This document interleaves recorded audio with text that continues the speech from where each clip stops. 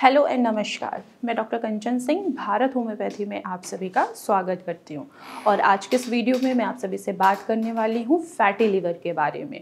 क्या आप सभी को भी लगता है कि फैटी लिवर बहुत ही ज़्यादा कॉमन प्रॉब्लम है? क्या आपको भी फैटी लिवर है?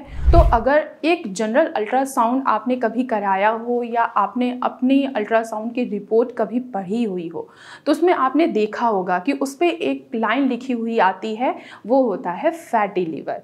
तो क्या फैटी लिवर आप सभी के लिए बहुत ही कॉमन प्रॉब्लम है? तो ऐसा नहीं है। अगर किसी को भी फैटी लिवर है तो उसको लिवर फाइब्रोसिस और देन लिवर सिरोसिस होने के चांसेस बढ़ जाते हैं। तो आइए चलिए जानते हैं कि आखिर फैटी लिवर क्या होता है। फैटी लिवर हमारे लिवर के अंदर फैट का डिपोजिशन होता है, यानी कि आपके जो लिवर का वेट है उसका जो 5% फैट जो है वो अगर एक्स्ट्रा है आपके फैट में डिपॉजिट हो रहा है तो इसका ये मतलब है कि आपको फैटी लिवर है। अब ये किन किन में सबसे ज़्यादा होता है? अकॉर्डिंग टू साइंस भी ये मानता है कि हमारे देश में जितना भी पॉपुलेशन है, अगर उनका एक जनरल अल्ट्रासाउंड कराया जाए तो 25% लोग जो मिडिल एज के होते हैं उनमें फैटी लिवर मिलेगा ही मिलेगा, चाहे वो ग्रेड 1 हो, 2 हो, 3 हो या 4 हो। तो फैटी लिवर कॉमन बीमारी नहीं है। अगर आप इसका प्रॉपर इलाज नहीं कराते हैं तो ये फाइब्रोसिस और देन ये सिरोसिस में कन्वर्ट हो जाता है, और अगर एक बार आपको लिवर सिरोसिस हो गया तो ये कैंसर में भी बदल सकता है। तो आइए चलिए जानते हैं कि क्या क्या कारण हैं फैटी लिवर होने के। फैटी लिवर होने के दो कारण होते हैं, एक होता है अल्कोहलिक फैटी लिवर, दूसरा होता है नॉन अल्कोहलिक फैटी लिवर। पहले हम बात करेंगे अल्कोहलिक फैटी लिवर पे।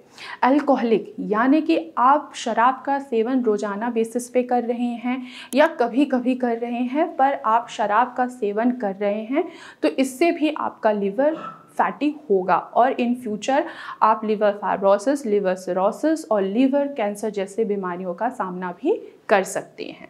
अब हम बात करते हैं नॉन अल्कोहलिक फैटी लिवर की। अब आपके माइंड में आ रहा होगा कि हम तो अल्कोहल नहीं लेते हैं, आखिर फिर भी हमें फैटी लिवर क्यों है?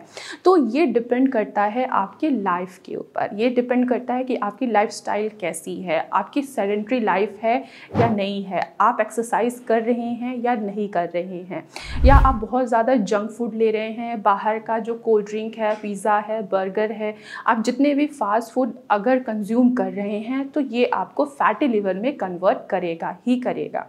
अक्सर जब भी मैं पेशेंट ओपीडी में देखती हूँ फैटी लिवर के, तो उनका यही सवाल होता है कि मैम हमने तो अल्कोहल नहीं लिया, आखिर हमें क्यों फैटी लिवर है? जो पेशेंट अल्कोहल नहीं लेते हैं वो नॉन अल्कोहलिक फैटी लिवर में देखे जाते हैं। इसका सीधा रीज़न यही है कि आपकी लाइफ अच्छी नहीं है।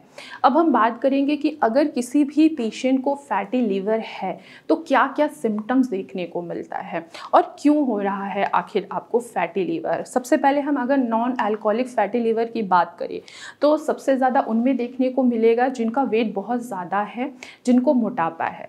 दूसरा, जो रेगुलर बेसिस पे एक्सरसाइज नहीं करते हैं। तीसरा, जो जंक फूड का सेवन अधिक मात्रा में करते हैं। चौथा, जो बहुत ज़्यादा स्ट्रेस लेते हैं, एकदम काम में घुसे रहते हैं या अपने ऊपर ध्यान नहीं रखते हैं, तो उनमें ज़्यादा नॉन अल्कोहलिक फैटी लिवर होने के चांसेस होते हैं। इसके अलावा और भी कई रीजंस हैं, जैसे कि अगर आपको क्रॉनिक हेपेटाइटिस सी है या हेपेटाइटिस बी भी है तो भी आप नॉन अल्कोहलिक फैटी लिवर में कन्वर्ट हो सकते हैं।